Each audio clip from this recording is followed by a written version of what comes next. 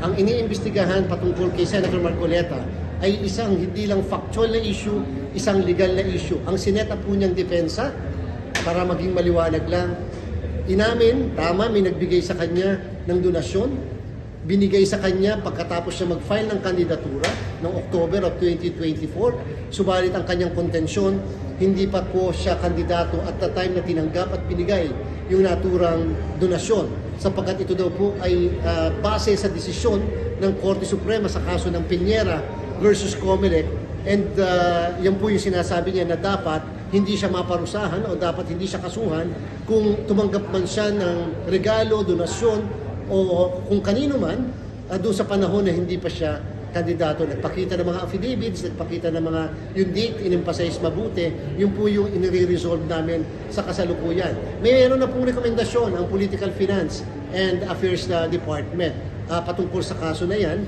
Kanila naman po din minadali yung bagay na yan. Binigyan naman po ng pagkakataon na makasagot yung naturang personalidad.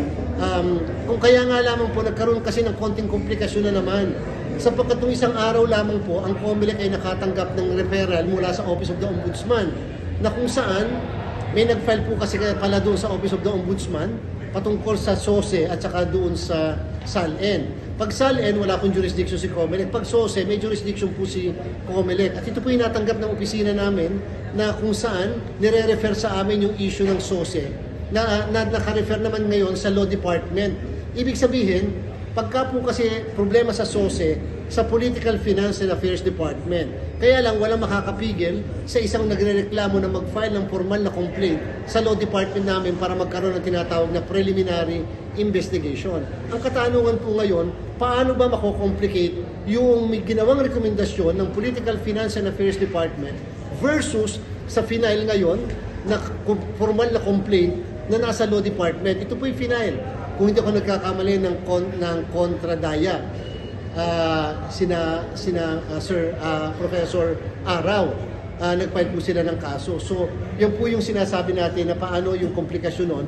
Yung po bang findings ng Political Finance and Affairs Department ay makaka-impluensya sa magiging disposisyon ng Law Department.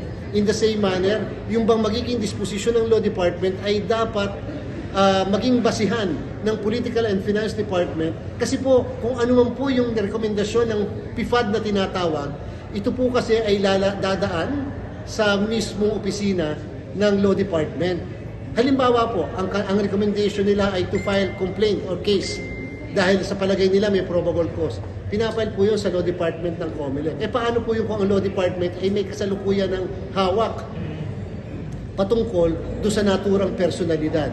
So yung po sana na pag-aaralan din ng lahat, kasi po hindi po namin pwedeng baliwali ng bawat isa sapagkat meron pong karapatan sa due process yung personalidad. Kahapon po, aware kami doon sa naging privilege speech ng ating pong Honorable Senator Ping Lacson, at aware din po kami sa naging diskusyon o debate pagkatapos po ng naturang speech na yan. In fact po, ongoing yung NBank ngayon at yun na po yung aming tinatalakay. We have to come up immediately with a disposition sapagkat alam po namin yung interest involved by the public dito sa issue na ito. Sure, does this mean po kaya hindi pa nalalabas yung recommendation ng PIFAD kasi meron pa sa Law Department? Kasi po, dapat po maglalabas na po eh.